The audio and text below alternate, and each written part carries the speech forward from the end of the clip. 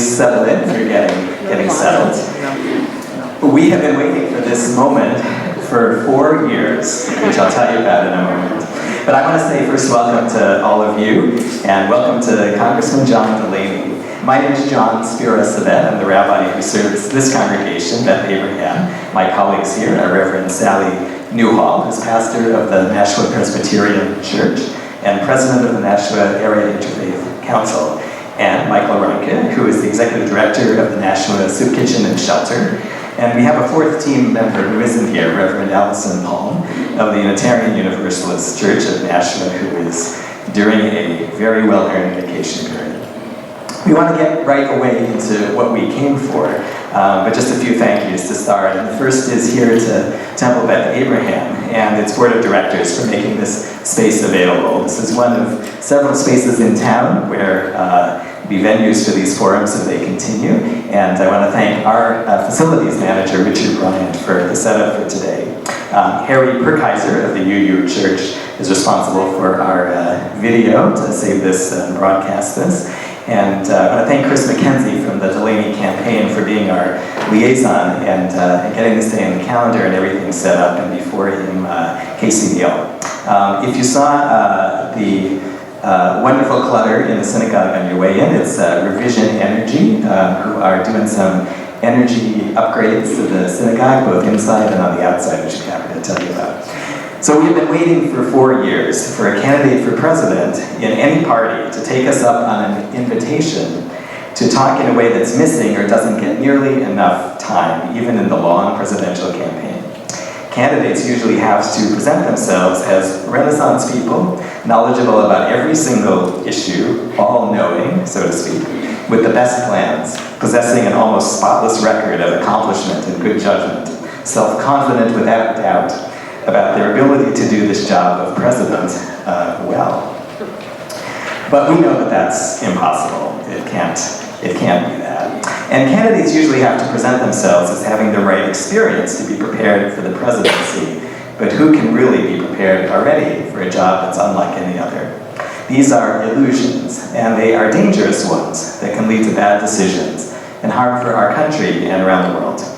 We want you as candidates not to be trapped in those illusions. So we want to give you a chance to talk with us, voters, about how you reflect on what's coming if you are elected and how you're getting ready for that.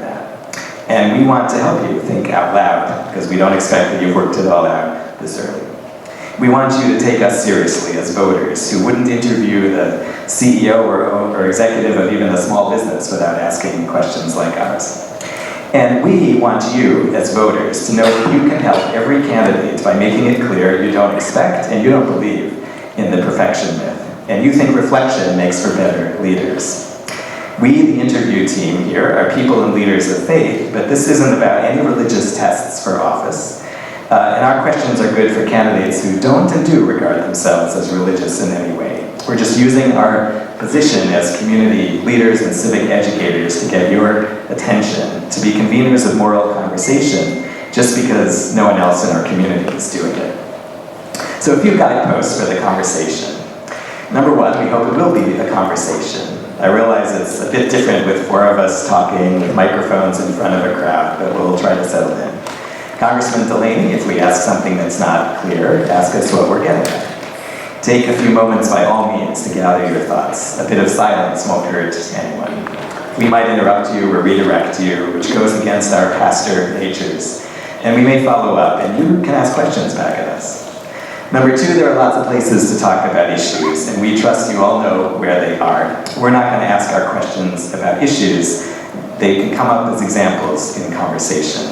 We don't expect any set of issues to be talked about just because we might be quote-unquote religious voters, which some of us are, or about the Middle East, for instance, which I say because we're missing it. Number 3, we're going to ask the questions. We worked on this for a long time, and with time left at the end, you're welcome to approach Congressman Delaney. Number 4, this is one of those times you can use your devices in a worship space. Feel free to photo or video as long as you're not beeping, silence the ringers. If you put these things out, do it honestly and with respect. Hashtag it. Hashtag how to be president.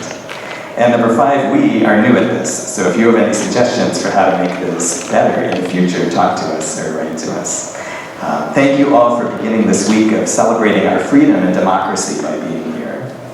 John K. Delaney, our guest, is a former entrepreneur and member of Congress from Maryland's 6th District.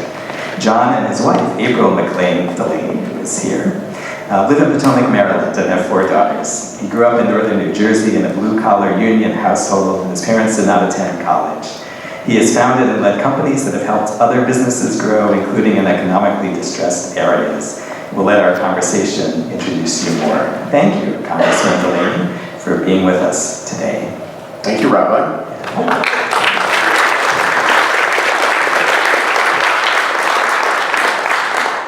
Well, again, thank you so much for being here. I want to start off with what I think is perhaps a nice warm-up question. We live in perhaps one of the most diverse countries in the world. People come here from all over. It's something that is difficult and something that I think we take pride in. So my question is, what experiences have you had to help you understand the breadth of people who live in this country, who aren't like you in background, or who aren't as familiar to you? What is the most different place from your home base or your comfort zone that you have spent a significant amount of time in all of America? I didn't follow your last part of your question. I followed the first part, but what different place? Sometimes I've met many people who were born in Nashua, raised in Nashua, stayed in Nashua. So it could be about a geographic place. Sure. Or it might be so for example, when I was in college, I participated in a predominantly African-American gospel choir and went down to Atlanta for the National Black Baptist Gospel Choir Convention. And I felt out of my comfort zone. Yes, yes. Well, so thank you for the question, Michael. There's a couple parts to it, so I'm going to touch on a few things, if it's okay. The first, maybe, because I want to bring my wife into the conversation as soon as possible, because we've been happily married for 29 years and have 4 beautiful daughters, and I'm very blessed to be married to her, and I'm very happy you're here with me. But we're actually from very different backgrounds in many ways. So I was raised in a blue-collar family in northern New Jersey, in a very densely populated place right next to Giant Stadium, if any of you know North Jersey. Like 2 family homes packed together in neighborhoods that were full of Irish, Italian, or Polish descent. Very Catholic. So kind of that classic New York, first, second generation type of community. April is from Idaho, and her dad was a potato farmer from rural Idaho. And we met at law school at Georgetown. And you couldn't really have kind of two different kind of family upbringing. Her dad was Methodist, mom was Mormon. She was raised on a farm in rural Idaho. And I was raised in a very Catholic, densely populated, blue-collar neighborhood in North Jersey. And so that to me actually was a eye-opening experience to me, because I was raised in this community.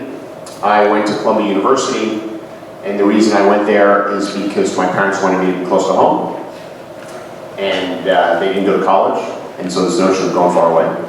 And so the biggest, I rarely left New Jersey other than when I went to New York to Columbia, and I came back to New Jersey a lot. So actually going to Georgetown was an eye-opening experience for me. I'd rarely been on an airplane. And then I meet April, who's from Idaho, who had lived in Italy. And I was like, my God, what a world there is out there. And so, in some ways, while that wasn't necessarily the kind of experience you described, and I've had many more of those experiences since I've been in business and in Congress, where I had the privilege of having a diverse workforce. And obviously, as a member of Congress, I represented one of the most diverse districts in the United States. But the diversity is very broadly defined, because we had, obviously, African-American constituents, Latinos, but I had one of the highest concentration of Asian Americans and Middle Eastern Americans in my district, because part of my district is right outside of Washington, D.C. Exactly. So for people who are not familiar with the 6th District, It's basically north of Washington, D.C. Yeah, it's, think of it like Bethesda, Gaithersburg, Germantown, Potomac. These are very diverse places. I have a very large Jewish community, which I was proud to represent. But also in Western Maryland, which is a very little place.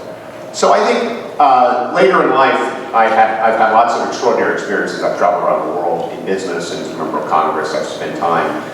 One of the great privileges of being in Congress, quite frankly, is being able to share places of worship with so many different religions, because that's part of what you do as a member of Congress, is you try to engage with all your communities.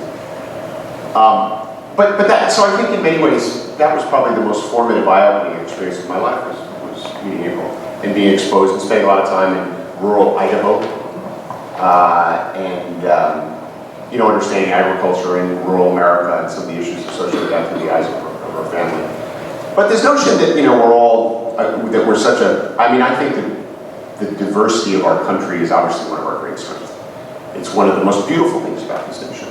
And I think it's one of the most important things for us to think about as we look to the future about what are our policies going to be. And I know for myself, for my family, like so many people here, I have a very unique immigration story. My grandfather came to this country in 1923. I'm 3/4 Irish, 1/4 English. At least that's what I think I am. I haven't had one of those tests. But Delaney, Barlow, Lynch, and Rowe. So 3 Irish names and 1 English.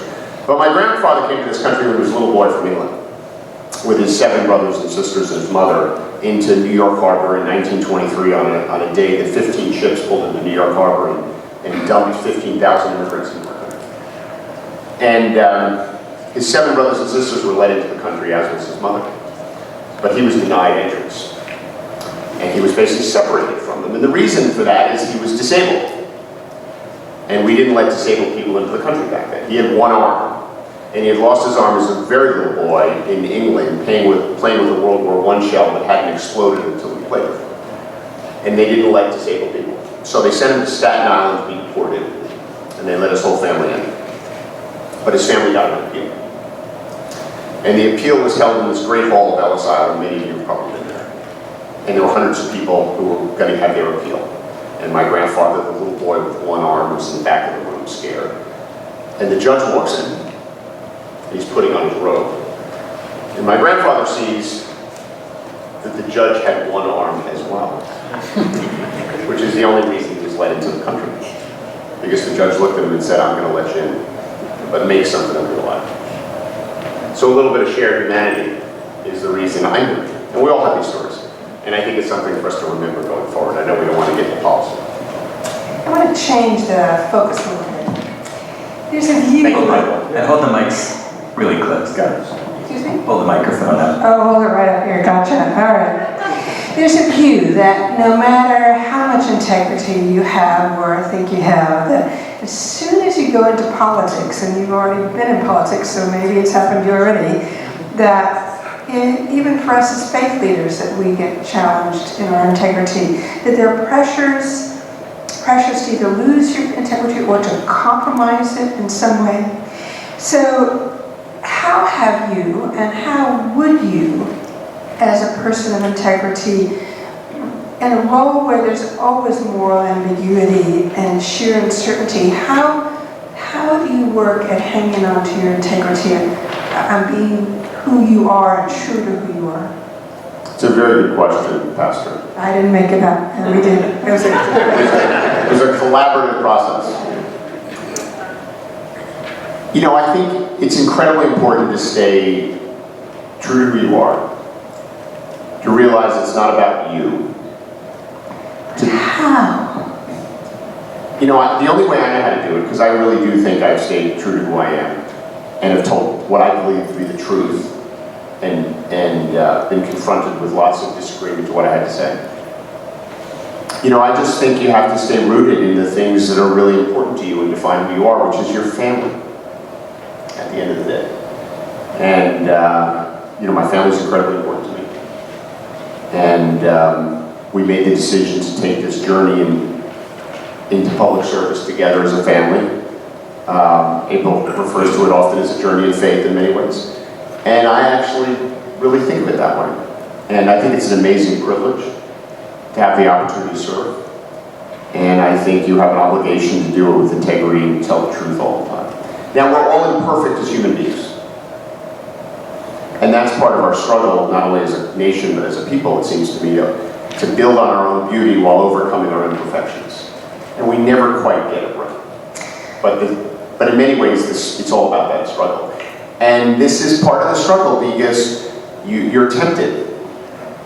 You know, because you're tempted by where you think public sentiment may be on a particular issue. And I'm sure there's a wiring in people who run for office at some level, they want to be popular. And that can take you down a really bad path. And I just think you have to always come back to what roots you in your life. And for me, it's my family. So, piggybacking on that question, there have been times, I'm sure, and there will be times where you're going to need to sit down and either meet with national leaders, international leaders, with whom you're going to need to collaborate or just share, people who make your blood boil. Mm-hmm. How do you handle that? You know, I just think you have to always be working and fighting towards the common good. And sometimes that involves doing things with people who fundamentally you detest to accomplish a greater objective. You can't sell your soul in doing that. And you can't compromise what really matters to you. But I think if you have to sit down with a leader, like the leader of North Korea, who commits atrocities against his own people, and try to come to a deal to denuclearize the Korean Peninsula, you have to realize that's the path towards a greater good. And it's hard because you don't want to be an enabler. And we've seen times in our history where people have made compromises that have turned out to be terrible decisions. You know, it's funny. I once gave a speech, commencement speech. I've given many commencement speeches, but the hardest one I ever gave was to a 6th grade class. Think about talking to a 6th grade class. It's not so easy. And I basically said to them, listen, one of the things I've learned in my life is you often come to these forks in the road. And there's an easy path and a hard path. And it seems to me it's always been better to take the hard path. And sometimes that hard path is doing, quote, business with someone who you detest. Because it's easy to say, you know, unless they agree to what I have to say in every way, I'm not going to meet with you. That's kind of an easy way out. But the hard path sometimes is to actually try to figure out how to make something happen. My follow-up to that in sort of a micro way is, yes, as you've been a business person, at some point, part of doing business or, I guess, making an effective deal is to hold back something of your position or your bottom line, because it's tactical. How do you do that? Has there been a situation you could tell us about where you sort of had to essentially strategically lie in order to accomplish something? And how do you distinguish that from becoming a lying person?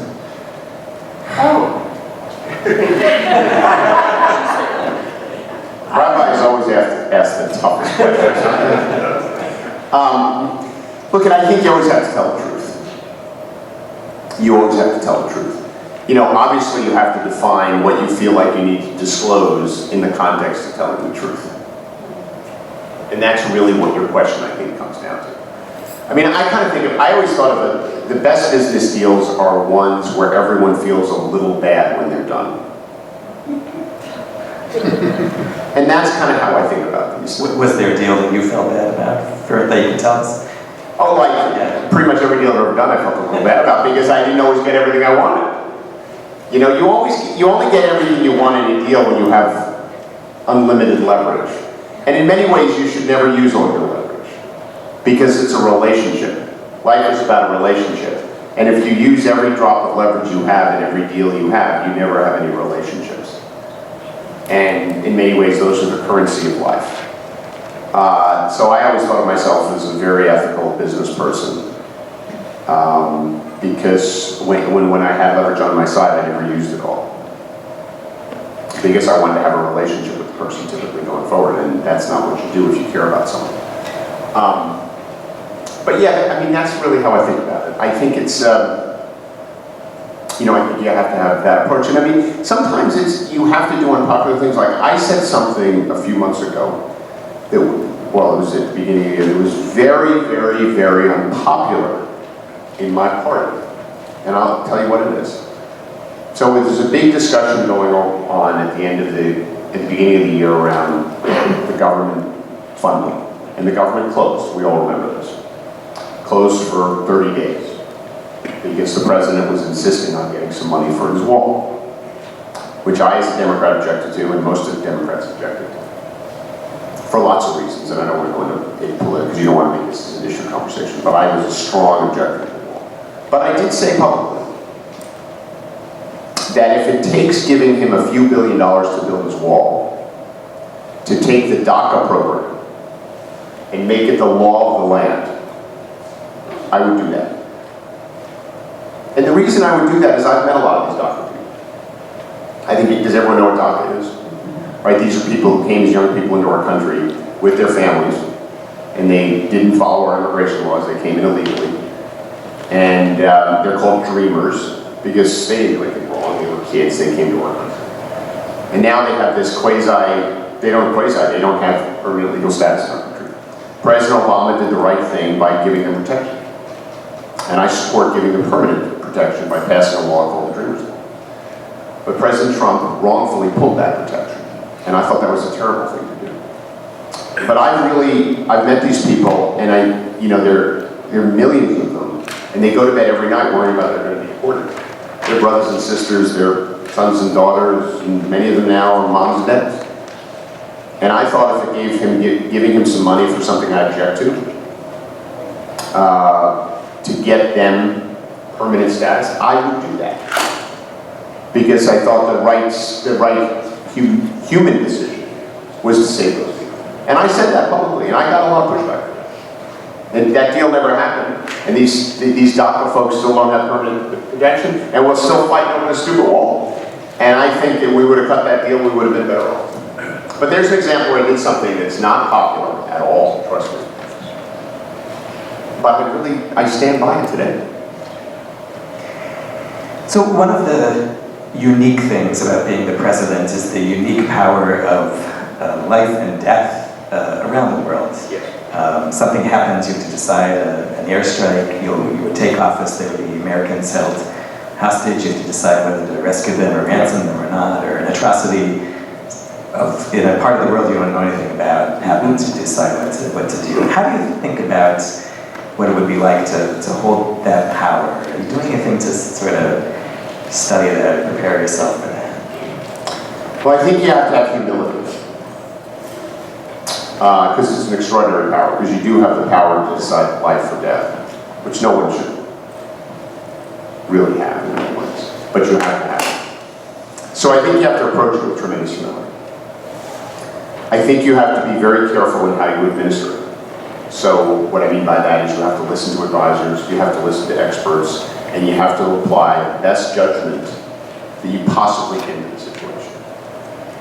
You know, as someone of faith, I would actually pray for it. But I would also do things like, let's assume your hypothetical is I had to make a decision to send our troops into a situation. The men and women who serve our country into a situation where one of them could be lost, or more of them could be lost. I would actually feel like I'd want to walk around Arlington Cemetery and make sure I absorb that, so that I said to myself, I may have to call a mom or a dad, or a brother or sister, or maybe a child, and say that their loved one was lost in service of the country based on the decision I made. And I would really have to make sure that I felt like that was the right decision. So I think you have to be analytical, which I've been my whole life in everything I've ever done. But I think you have to show some humility and understand the significance of what you're doing. Because only then can you be decisive, which is what it requires. Right? It requires a certain decisiveness in your action, either to do or not to do it. And I think you have to think about the whole picture of it. And then it gets even more complicated when you think about genocide occurring. You know, what will you do to stop genocide? which is basically the United States of America typically effectively engaging in another country and getting involved in their civil affairs. I, as a president, would want to do everything I can to stop genocide.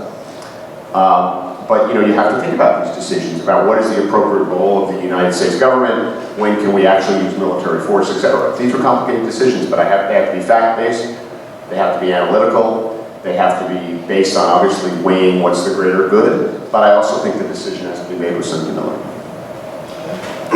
So I want to read a quote before I ask my next question. I think it leads into it well. This is a quote from Jean Vanier, who's the founder of La Arche, which is an organization of France that works with people with disabilities. And he writes, or he says, what touches me there is God knocking at the door, not kicking the door down, but waiting. Will you open, do you hear me? Because we're in a world where there's so much going on in our heads, in our hearts, and anxiety, and projects, and we don't hear God knocking at the door of our hearts. So I'd say that what touches me the deepest, maybe because I'm becoming myself more vulnerable, is the discovery of the vulnerability of God who doesn't oblige. And so I ask that question because as president, we tend to think of this as a very strong, powerful person, a very strong, powerful position, and yet there's a vulnerability there, I think, that you have to carry with you. That how would you deal with the regular failure and partial success while also sustaining the ego necessary to be leader of a nation in the free world? Well, again, I think it comes back to this notion that it's not about me, right? It's about stewardship in many ways. Being the President of the United States, you have the ultimate stewardship position in the world, in my opinion. You're the ultimate steward for the United States of America, which by any measure is the most influential nation in the world. So therefore, in many ways, for a period of time, you have the privilege of this awesome responsibility. You have a stewardship responsibility. And as a good steward, it's not about you, it's about the mission or your flock, or however you think about it. And that's how I would think about it. I would have an unwavering commitment to always try to make progress. Because one of the things that's defined my whole life is this notion of getting things done. One of the things that frustrates me the most about politics is there's very little premium placed on it.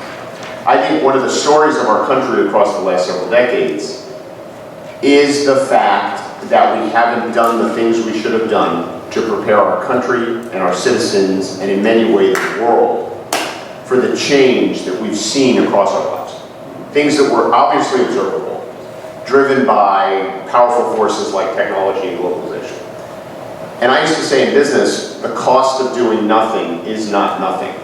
And I believe we paid huge prices as a nation, as a people, and as a world, for our failure to respond to the changes in the world and do the things in healthcare and education, do the things in climate, do the things around immigration policy, do the kind of things we should have done globally to reduce the risk of pandemics and other things that only US leadership can do through the indispensable role we have in the world. So I think what would motivate me, despite what would inevitably a lot of setbacks, because our government was designed to make it incredibly hard to do anything, right? Because our founding fathers viewed that as the ultimate insurance policy against people taking our freedom and liberty. They created a system that the gears grind slowly. So you have to have huge majority of the countries behind you to do anything.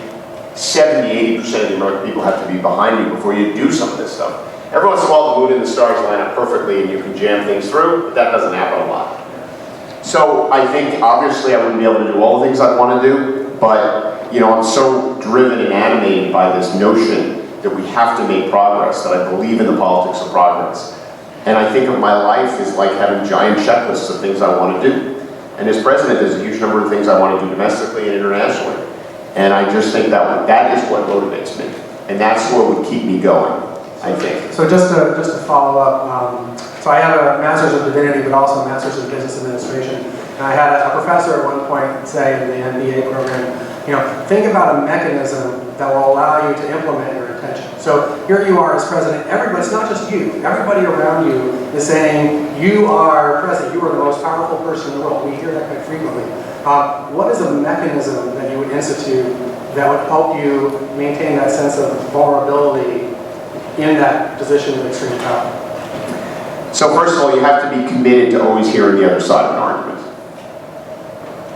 You know, one of the things you learn in business, you know, I ran 2 public companies. And whenever you make a big decision, you have members of your board of directors, whether they agree with the decision or not, they're charged with arguing the other side. Because unless you hear that argument well articulated by smart people, you can't really know whether your decision is the right decision. So I always think about it, you know, so many times people come to me and say, this is what we should do. And even if I agree with it, my instinct is, well, I'm sure there's another side of this argument, so I need to hear it before we go forward. So I'm kind of wired that way, and I think of like, the way you should think about things being run is you build a machine, and the machine is designed to produce the outcomes you want. And in running a government, you want to build a machine that always has the ability for people to give you the other side of the argument. If you build a machine that doesn't have that, and you surround yourself with a lot of yes men, or yes women, or whatever the case, you end up making some very bad decisions. So that's part of how I would run things. But this is again where your core animating values, your family, your closest friends, your faith comes back to you. Because you have to have humility in all these things.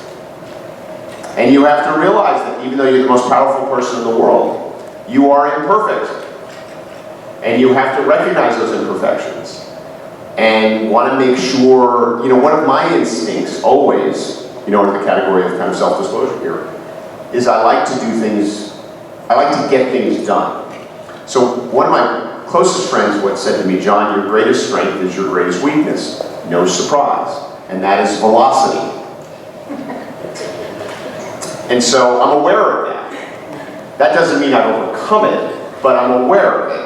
And I try to install things around me to make sure that that natural instinct of mine is checked all the time. So I just think that's about, I may be going off on No, so actually my question follows up on that perfectly, because I was very struck when I was reading about Martin Luther King Jr. at one point to learn about his close friendship with Howard Thurman. And as King began to get involved in the Civil Rights campaign, and he and Thurman were having a conversation, Thurman said to King, you're going to need someone who's not involved in what you're organizing, who you can step away with and recenter yourself in your values. And so that's what Thurman did for Martin Luther King Jr. He became the one to whom Martin Luther King Jr. turned away from the busyness of planning and demonstrating to reevaluate. And I have a pastor friend who once a month goes on a silent retreat, a 24-hour silent retreat,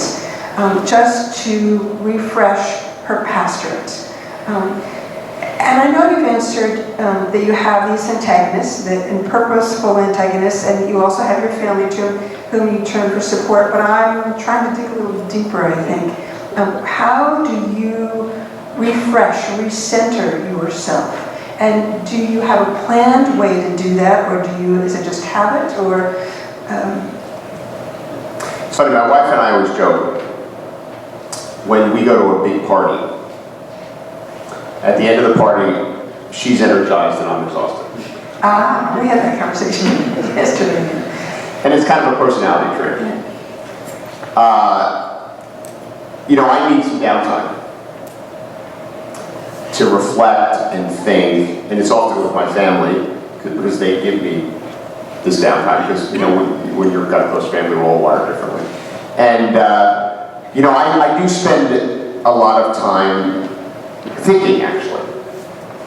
It's funny, not to digress, but to make a point about this. I was at an event about 10 years ago, and it was with Warren Buffett. And there were 20 of us around lunch, and we each got to ask him a question. So one of them asked him a question. They said, well, how do you spend your time? And he said, well, about 50 years ago, I decided I was a pretty good thinker. He goes, I'm not necessarily good at other things, but I'm a pretty good thinker. So I decided I should spend a lot of my day thinking. So I go in my office at 8:30 in the morning, and I close my door, and I don't talk to anyone until 11:30. And I think and I write in my journal. And we're all sitting there, and you could just see the look on our faces. We're all like, none of us do that. But it's a discipline he's created. And I just think we need those things. And, you know, I have my own form of that, not as structured as Mr. Buffett's. What is it? Well, I do take breaks to spend time by myself. I like to do certain things. I like to exercise. I like to try to stay in shape. But I do need my time. My team knows it. You know, I kind of like go off on my own, and I like to read. I like to catch up on things. I don't like to be going nonstop. Now, as president, that's tough. Big issue, got a lot of people always coming in. But if you read about presidents, President Obama did it at night. He would stay up late in the evening. There's all stories about he'd go into a study at like 11 at night. He was a bit of a night owl. He'd be there till 1 in the morning. He'd have ESPN on in the background because he liked sports and kind of brought his temperature down. But he would go through things and organize his thoughts. So I just think you need that. You know, knowing thyself is incredibly important. And again, that's where my faith comes in, because I was just saying to the rabbi before we came out here, one of the things I like about going to church is it's the one time in the week where everyone's generally in a pretty good mood, who you're surrounded by. It doesn't matter which synagogue, no matter what it is. Everyone who's here is generally here. I think, Michael, you said, other than the kids, because they want to be there. And you know, you're in a mood, you're in a place where you actually feel like you can really get centered. And that's one of the things I like most about going to church. Now, my priest would want to hear that, because he'd want to think that I was listening to every single word he said all the time. But it's the feeling I get. My follow-up in a way to the similar question. It's a good conversation. At least it is for me. Yeah, good. You know, you talked about being a get things done person, and also about this being a job where it's built to frustrate getting things done. And it seems to me that self-confidence and ego aren't a thing that you have, but they're like a process you have to go through. You get knocked off, and you gotta get up again. And you know, again, we're sort of wondering in a specific way if there was a thing either in business or in government where you really got knocked off and had a sense of failure, and then how you decided either to leave that or to learn from it or to bounce up from that in some ways. Yes. So my second company, which was a publicly traded company that I started, was a business that lent money to small to mid-sized companies. So what we did is we lent money to other businesses. And the businesses we lent money on to were described as fast-growing mid-sized companies. So they were companies that outgrew their local community banks, but were still too small for the big banks. We called them the gazelles. Companies that were going from like 10 to 50 to 500 employees across a couple of years. To lend money to those companies is much more complicated because they're growing fast and there's risks with growth. And so we became very good at it. And that's why the business was successful. And we financed 5,000 of these companies. I had a few thousand employees in my company. We made 30 billion of loans to these companies. The Obama administration gave us an award for our ethical business practices. So I was very proud of what my companies did. But I was also running this company during the financial crisis,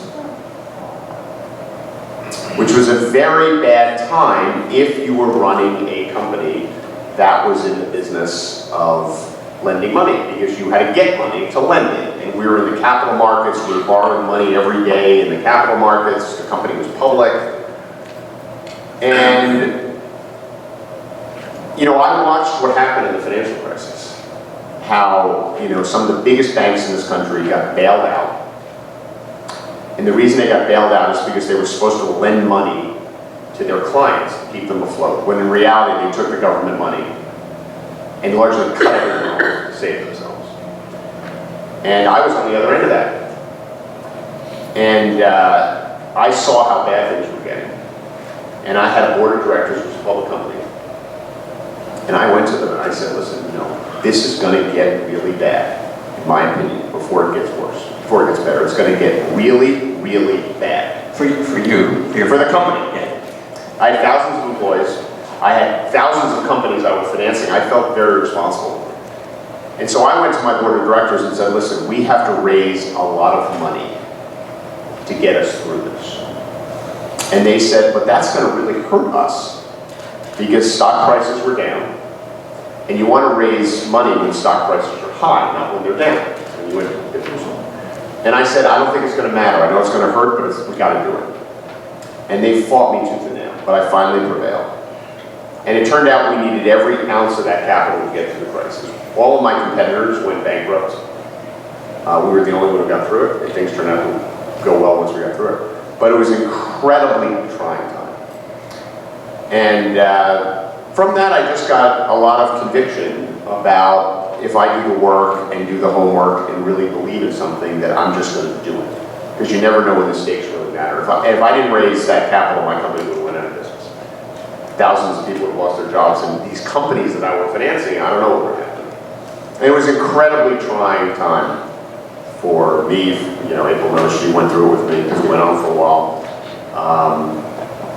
It felt very unfair in many ways because we kind of did everything right, and a bunch of other people that did all this bad stuff were getting bailed out. We didn't do any of that stuff. We didn't make mortgages. We were lending money to other businesses. We were like, you know, a Main Street bank in the Midwest. But it was a very trying time. But I got through it, and I realized I have real conviction around my ideas. When I do my homework, and I really feel like I've done the bottoms-up analysis, and I've talked to people, and I feel like I know what I'm talking about, I get a lot of conviction about what I'm doing. Which is, I think, ties to Michael's question about getting things done. So that was a very trying time that I learned a lot about myself. Because there's a lot of times I'd go home at night and I'd say, April, I don't know if we're going to make it. And it's something you built. You know, I built it. I was the youngest CEO in the history of the New York Stock Exchange when I was 33. I had great pride in this thing, and suddenly this curveball came at me. And I was like, am I going to be able to hit this thing? You know, I've hit every other pitch, but this one's coming fast and it's coming right at my head. So, talking about being a thinking person, for any thinking person, as they grow, and I've had lots of decades to grow, so I speak out of experience. And we're always growing. Yes, we are always growing. But what happens then is along the way, something happens. We read a book, we encounter a person, we're in a situation where suddenly we have a whole new perspective. And I don't mean just new information, but a whole new perspective on a situation. Either we see more deeply into the situation, or it's like we're seeing it from the other side in a way we had never encountered before. And it changes us, not just in that moment, but it changes us moving forward as we encounter the situation. And I'm curious, thinking back over the last decade, what situation, what thing have you gotten a new perspective on, and what was the catalyst? What person or event or book, whatever it was, triggered that for you? And this is one of those times where we said you should stop and think before you respond. So take your time. And I challenge everybody here to think about, when has that happened to you in the last decade? And when have you suddenly seen something from a new perspective that you've never considered before, and it's changed the way you have moved forward ever since then? Did I give you some time to think? You did. Not that it was overly productive. So look, I think running for office, not to, I remember I said take the easy path and the hard path. This may sound like the easy path. But running for office really changed things for me quite a bit. Well, because this is what kind of happened in many ways in my life, which is, I grew up in this blue-collar family. I got a great education, met an amazing woman, had a terrific family, started a business, which was really hard, but it worked. And became successful in business, got all these awards, Entrepreneur of the Year, 1 year, all these things. But I really always thought of my life as a third learning, a third earning, and a third serving. And so April and I always talked a lot about public service. It's really funny, I thought about running for Congress, for Senate in 2006, and I didn't because I didn't think I was ready to leave my business. 2 years later, the financial crisis hit. I said, I wish I would have left my business. Which, by the way, once I got to the other side of the financial crisis, April and I said to ourselves, and maybe I'm answering your question here, we were like, this is really what we want to do. So now that I'm on the other side of this, like, continuing to do something that I don't want to do anymore, when there's no reason I can't do what I want to do, is insanity. So I had done everything I wanted to do in business, and I left. But it was really funny, when I ran for office, and I'm running as a Democrat. I've always been a very liberal person, a strong Democrat, but I had this business profile, which is a problem with the Democratic Party, by the way. And I think it's a problem with the Democratic Party, by the way, because we have this notion that all these business people are terrible, which they're not. And it was interesting because I remember telling my dad this, and it created a great connection between my dad before he died a few years ago and I. We were always very close, but you know, growing up, he was a construction worker, a little rough around the edges, you know, we had a good relation, it was on and off. But then when I ran for office, we became very close again. Because what mattered to the voters was not what I did with my life, but what he did with his life. Because they looked at me and said, you're a successful business person, all that stuff, we're suspicious of that, but your dad was an electrician and he was in a union. And I'll listen to you a little bit. And it was really interesting, this connection. And it kind of brought me back to my roots in many ways, as a person. And I feel like I'm, in many ways, much closer to the person I was when I was young, now in office, because I feel like my mission is to help working people like my dad, than I was when I was the CEO of these public companies, which is a little bit about you, in a way, right? Because you're the CEO of this big company and you're successful and you got these employees and all these things. When you go back into public service, it's a great reminder that it's not about you. And so I think running for office was really pretty transformative in how April and I, she's giving me a bit of a dirty look. I'll get a real critique of this afterwards. April is the person who actually roots us much more in our faith in many ways. My faith is important to me, but I was raised as a very traditional Catholic. You go to church, you stand up at a certain time, you sit down at a certain time, you say certain prayers, blah, blah, blah, and you don't talk about it. You go to church, you follow your church, but don't talk about your faith. You know, that was kind of the blue-collar Catholicism of the Irish, Italian, Polish tradition that I grew up in. Where April grew up in a tradition much more where there was a lot more exploration of faith. And so, you know, in so many ways she's been the light of my life. What did you say, Ms. Green? Your testimony. Your testimony, that's right. But I think running for office has really centered me in many ways to the person I was when I was younger. The blue-collar kid trying to like make something happen. So while your perspective had kind of gone up here as CEO, you were recentered and I think so. from a different direction. And I think that's what public service is about, and that's why it's such a great privilege, by the way, because it's actually a better way to live your life. It is just much better to live your life in service to other people than it is to live your life in service to yourself. And I think public service makes you live your life in service of other people, because that is the job. And you realize the blessings of that, and the rewards of that. And it's why I want to run for president, actually, at the end of the day. In some ways, it's not that complicated. So we've been asking you a lot of questions about sort of exploring, probing at, you know, where your center is, you know, introspection, things like that. This is more sort of, okay, how do you take that and demonstrate that through leadership? When you look at an issue from a different perspective, you can become aware of something that has happened to damage a relationship within our society. For example, related to race or gender. How would you lead us as president in saying, I'm sorry, we're sorry, in a way that actually helps us move forward and fix things? On a personal basis, what is an example of this that has happened? Well, you know, obviously there are many things.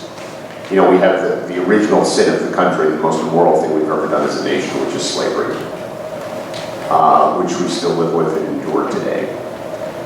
And again, I remember from just, again, a personal experience, something I never really thought about until I was in Congress, was I was sitting in a committee meeting, and it was a committee called the Joint Economic Committee, which I was on. And we did a report on the economic conditions of African Americans in the United States of America. And it was a long, detailed report. I think I was the only one who actually read the thing. And it had all the bad statistics we all know about. The wealth gap, the income gap, staggering statistics. All the continued kind of shadow of slavery. Because that's how I think about it, shining over the country. But there was one statistic that really struck me. And it said that if you're white, and you were born in the bottom quartile economically, you're 4 times more likely to make it to the top quartile, which I've made it to, than an African American child who's born into the bottom quartile, than they would make in the top quartile. So in other words, it was 4 times easier for me to do what I did than it was what an African American did. So same kind of kid being born in a blue-collar African-American family would have 1/4 the chance I had. And it just changed how I looked at everything. Because I suddenly said, you know, I've been given a lot of advantages. I had a lot of helping hands, scholarships from my dad, union, paid for me to go to college, a lot of people who invested in me. But I said, you know, I also worked hard to play by the rules, and, you know, but I just suddenly felt differently about everything. Because I said it was just a lot easier for me. And I said, that's an issue I can make a difference in. That's the issue where I can change it. Because I actually know how to do that. You know, I understand opportunity because I've lived it. I understand investing in people because I did that for a living, in communities because I did that for a living. I understand helping hands, people who are in the bottom quartile need because I got them. And I'm now in a position to actually make a difference on that issue. And in my judgment, apologize for that issue that still persists. There's a lot of issues, obviously, but I became maniacally focused on that issue, about ensuring that every American, no matter the condition of your birth, has the same opportunities as other Americans. And that's a big part of my mission in running for president, to do the things to overcome what I think are the structural racism that continues that in our society. Right, there's two types of racism. There's brazen and open racism. Charlottesville. You see it, you see it coming, and you stand up and you fight against it. And you have zero tolerance for it. But then there's a soft kind of racism that you don't see. You gotta look really hard to find it.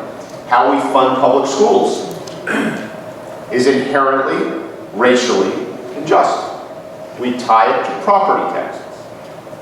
Wealthier neighborhoods get better funded schools than poor neighborhoods. Where do people of color live? Disproportionately relative to others in poor neighborhoods. Therefore, we've created a public education system that is perpetuating this. So, you know, those are the things that I think that I'm really committed to with dealing as president. And I don't know if that was responsive. So I think that's good. I think that's awesome from my perspective. But that's, so for example, we think about South Africa, with the fall of apartheid. There were the reparations committee that went around and said, okay, what we want to do is hear about the wrongs that happened, because that's the way that our nation is going to be. I don't know that, I'm not asking you to endorse that as a bigger mechanism. I'm just saying, how can we, I mean, to a degree, until you address it, until you say the I'm sorry, you know, maybe it's for the Japanese Americans who were interned during World War II. What can we do to actually heal that rather than just let this wound fester? And right, and I think the way Michael has too, like, is there something which doesn't even have to have been in the political realm where you've had to face something of that in the aftermath of something you've done, where you've kind of had to figure out a way to make that kind of statement? So. Well, yes, I'm just trying to think of a good particular example. I mean, I'm always pretty honest when I've made a mistake. So I'm always the first one to say, we can't move on unless you acknowledge you made a mistake and apologize for it, because that's the quickest way to start moving on. Because until you actually have that, you don't have anything for people to foot off of. And so, you know, most of my life has been, not most of my life, but whenever I make mistakes, I'm generally, I think as a person, pretty quick to acknowledge I made a mistake. Say, that was my mistake, it's all on me, I apologize, you know, I shouldn't have done that. We have to move on. You know, compared to the scale of some of the things you mentioned, any of these things we've done as human beings are trivial. But I think it's the same, you know, process that is involved with it. I mean, I had a little bit of experience with this recently, or an opportunity to see it firsthand. Is Georgetown University, where my wife and I have been very active, because we met there at the law school, and I was on the board of directors of the university.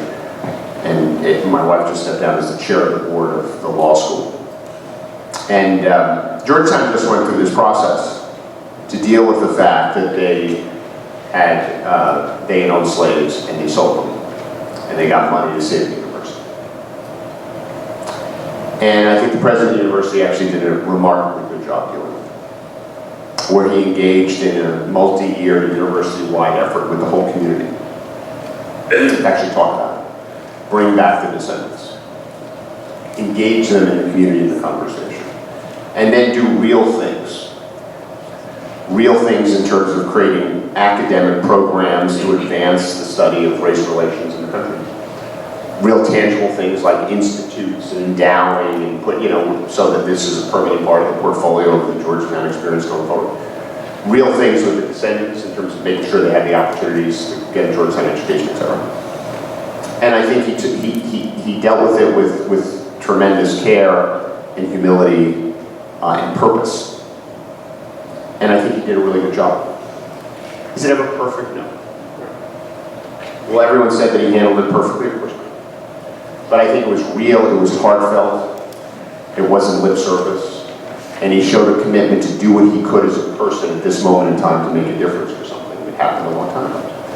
And I think that's, we have not done that fully with respect to the original sin of this country, the most immoral thing we've ever done, which is slavery, which still casts its dark shadow over us.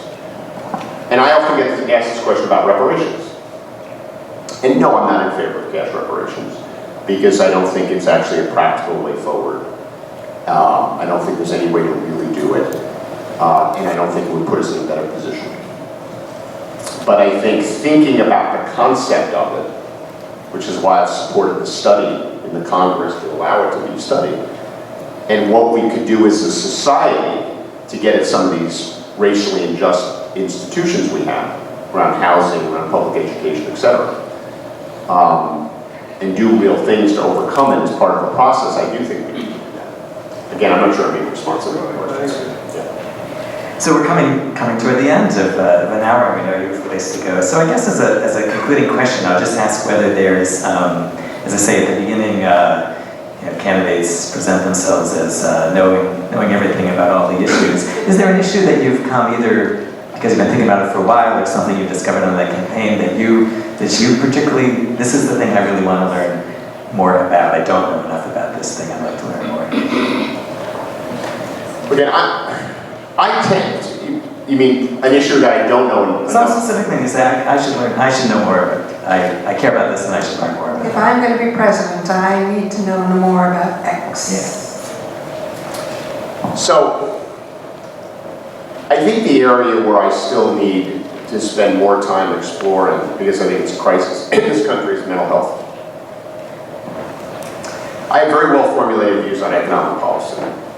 I've spent a ton of time in that in my life. I have a very detailed platform. I have strong views on healthcare. I have strong views on foreign policy. I have strong views on immigration policy. I think of all the candidates for president, I think I have the most detailed set of ideas and policies. And they're pragmatic, even though they pursue big goals. But I think we have a mental health crisis in this country. And we've had some mental health experiences recently in our own family that caused me to really say that there needs to be deeper work done on this topic, not only as a nation, but on me. Because I think it's a crisis and it's of epidemic proportions, and I think it's affecting every family in this country. And I think the pace of change in the world and how we interconnect with each other and how that's changed is really contributing to it.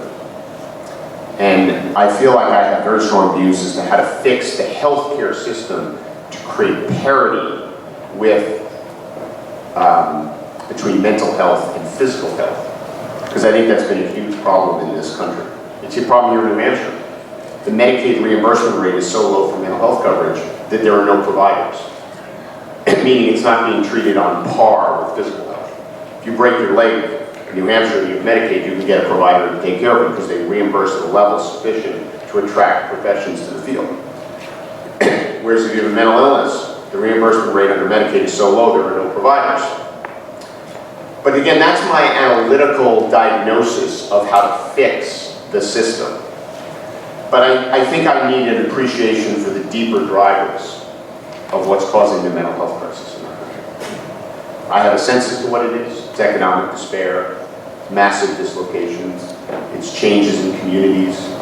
A lot of what were very strong institutions in our communities that kept us together have been degraded and dissolved over time because of the way the world has changed. But I think it's really about getting the proportions. And I do as a person, April does a lot of work on this, because she helped found an organization called Common Sense Media, which deals with media literacy in children and the effect that the media has on our kids, and there's a lot there. But that's an area I do want to continue to explore more deeply, because it gets to addiction, which is a crisis in this country. It gets to despair and anxiety with our kids in the schools.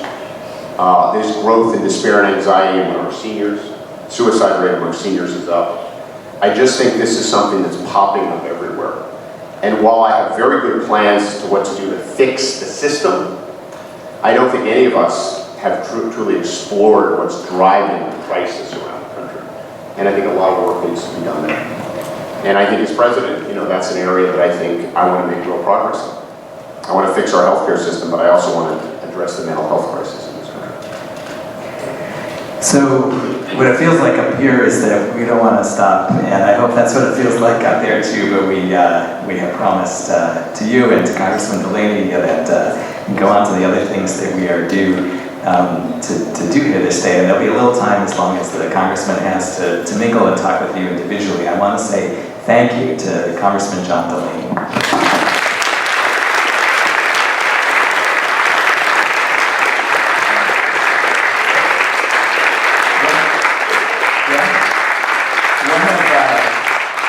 We don't want this to be a one-time thing. This is an open source, and we've published some, and you will see more of our questions, howtobepresident.org, so you can take them and do this all you want. If you are a journalist, you have every chance to talk to any candidate, to talk more to Congressman Delaney. We hope you'll do that. Even as we try to plan more forums, but this shouldn't be just a taste of the one time that we're able to be here. If you will allow us to be in touch with you, in addition to the campaign's contact list, we have back there some things where we can tell you about more things that are going on, or suggest to you how you can do that if you give us that information. We have a Facebook page, How to Be President, a website, howtobepresident.org. We're hoping to have a forum possibly still this month with another candidate, and so stay tuned. Hope that everybody has a moving and joyous 4th of July celebration of America and freedom and democracy, and a wonderful day. Thank you all. Thank you, Rabbi.